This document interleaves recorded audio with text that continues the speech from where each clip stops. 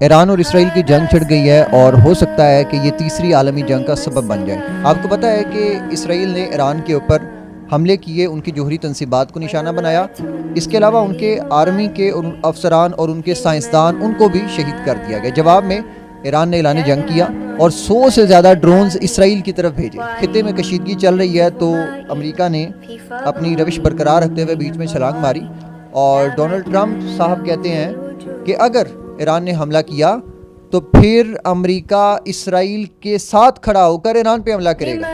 اب سوال ہے کہ ایران نے امریکہ پہ حملہ تو نہیں کیا، تو امریکہ کو بیچ میں چھلانگ لگانے کی کیا ضرورت پڑی ہے؟ کیا رشتہ اس کا اسرائیل کے ساتھ؟ دراصل یہ سب مل کے مسلمانوں کے خلاف، امت کے خلاف ایک محاذ کھڑا کر رہے ہیں، اور بڑی دیر سے انہوں نے کھڑا کیا ہوا ہے۔ انہوں نے شام کو، عراق کو، انہوں نے سیریا کو، مصر کو اپنے قبضے میں کیا، اور اب ایران کے اوپر بھی قبضہ کرنا چاہ رہے ہیں۔ یہاں میرا نقطہ یہ ہے کہ اسرائیل کے اوپر حملہ اگر ایران کرے تو امریکہ کو تکلیف ہوتی ہے، اور وہ کہتا ہے کہ میں اس جنگ میں چھلانگ لگا کے ایران کو تباہ کر کے رکھ دوں گا۔ تو میں یہ پوچھنا چاہتا ہوں کہ جب حملہ فلسطین پہ ہو تب مسلمان ممالک کیوں یہ نہیں کہتے کہ اب اگر اسرائیل نے حملہ کیا تو میں امریکہ کی دھجیاں اڑا کے رکھ دوں گا؟ حالانکہ امریکہ براہ راست اس جنگ میں اپنا کردار ادا کر رہا ہے۔ امریکہ براہ راست اسرائیل کو ہر جنگی ہتھیار مہیا کر رہا ہے، تو عالم اسلام کو کیوں چپ لگی ہوئی ہے؟ اب آپ دیکھ لیں کہ پہلے اسرائیل نے فلسطینیوں کے اوپر حملہ کیا، ہم کہتے رہے کہ اٹھیں کھڑے ہوں، جب تک امت اکٹھی نہیں ہوگی کوئی فائدہ نہیں ہونے والا۔ اب ایران کی باری آ گئی ہے، کل کو پاکستان کی باری آ جائے گی۔ وہ یہی تو چاہتے ہیں کہ سب کو اکیلا اکیلا کر کے مارے،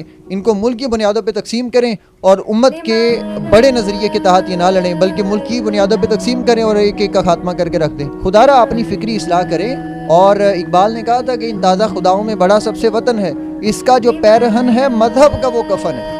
بس چھوڑیں یہ ملک کی تقسیم کو، امت کے لیے کام کریں، چھوڑیں وہ ایران ہے، وہ عراق ہے، وہ کہاں مڈل ایسٹ کے ملک ہیں اور ہم کہاں پاکستان میں بیٹھے ہیں۔ اپنی فکری اصلاح کریں اور اس تقسیم میں خدا را اپنا پڑھیں۔ امت کا جو حال ہو گیا ہے یہ آپ کے لیے ایک سبق ہو جانا چاہیے۔